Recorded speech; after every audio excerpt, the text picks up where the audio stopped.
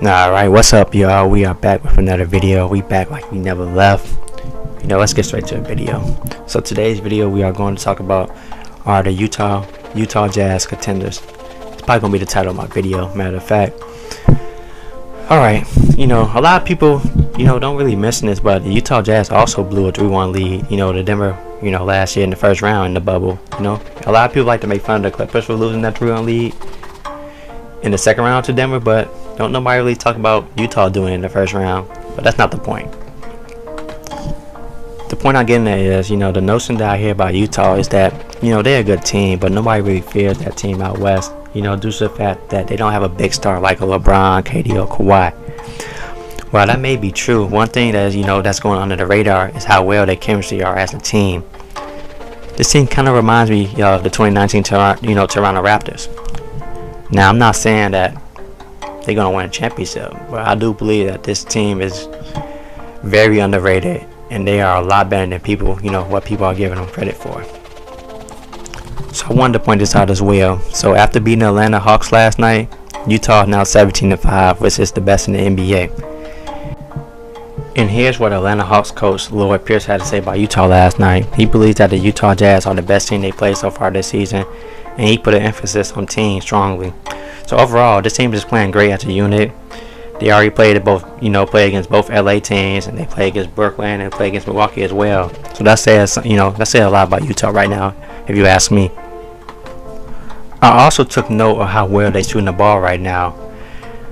They also have 5 players who are shooting over 40% from three, which is crazy to think about.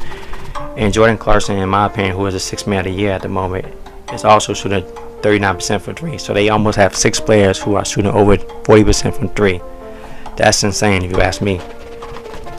This team has also been very good defensively, with Rudy Gobert anchoring the paint, with Royce O'Neal being one of the better perimeter players in the league, as they ranked 3rd. Yeah, they ranked 3rd defensively.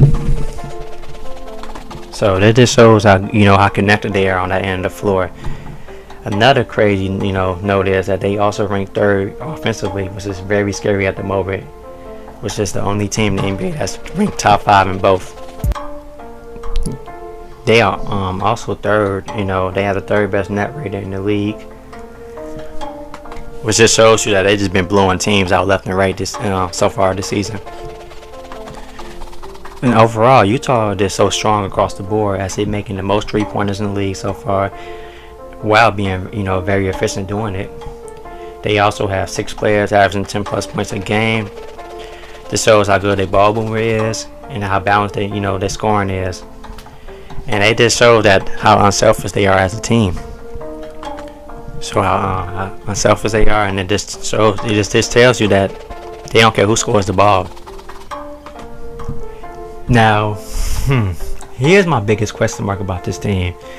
Is all this, sustainable?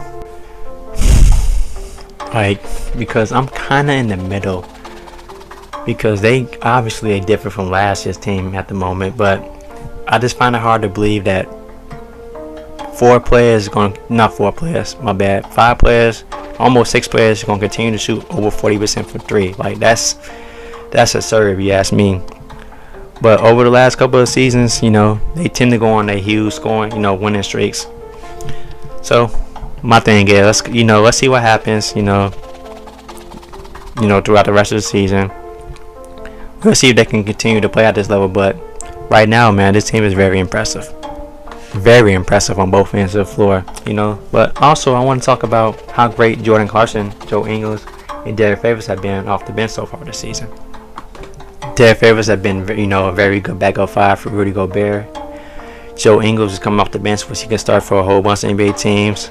To show you how much how dedicated he is to winning. He just does whatever it takes to win. Leadership he just brings to this team is just very critical to this team. And then, Jordan Clarkson, man, he's been very good off the bench. Like I said earlier, he's the 6th man of the year right now, in my opinion. And he's been very, very efficient while scoring the ball as well. So he took his game to another level right now. Also, let's talk about how good Mike Conley has been so far this season. He's been so much better with this team. He's fitting in much better with this team. And then, their best player, in my opinion, Donovan Mitchell. He's taking that next step. in my opinion. You know, even though Shaq don't believe he can get to that superstar level, I bet to differ on that. He's been impacting the game in other ways besides scoring this year. And even though I'm not the biggest Rudy Gobert fan, he may be flawed and limited as a player, but people don't give him enough credit for all the things he does well and what he does at elite level, which includes protecting the paint, his shot blocking, being a loud threat in the pick and roll on offense. And the biggest thing to me is how underrated he is as a screener. I think screening is a very underrated part of basketball, and not too many people talk about how important screening is in the game. And last but not least, let's talk about Bogan, who had a slow start to the season, but over the last few games he began to pick it up, which is scary and huge for Utah, man. Because I really do believe he's the key, to that team, especially on the offensive end. Because I think he's the second best offensive player beyond Donovan Mitchell. And Mike Conley can continue to play the way he is, having them three as viable offensive weapons. Sorry, almost forgot to include Jordan Clarkson. Had them four as being constant scoring threats on the offensive end, having 4 different players who can get 20 plus a night. That's very scary. So I'm not gonna ramble on for too long. I just want to give some love for how well they've been playing all across the board. They currently have the best record in the league, man. They've been the best team in the league on both ends of the floor. And like I said, let's see if all this is sustainable. As of right now, man, this team it's a joy to watch. So here's the biggest point, the biggest question of this video that I've been seeing, all throughout social media and throughout, TV. Are the Utah Jazz, are they threats and contenders in the West? I would say yes, they are, as they currently, one of the best 3 teams in the West, alongside the both LA teams. Now, I'm not saying they will win the ship, because I still believe that the 2 LA teams are the favorite to come out the West.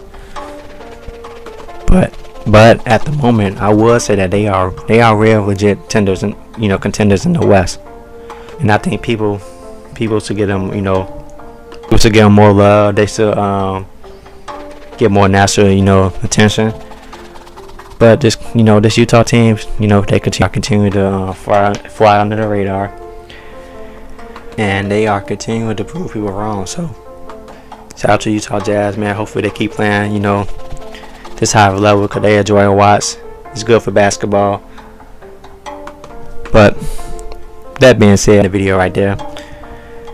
Like I said, I hope y'all enjoyed the video, and I'll catch y'all later, man. Peace out.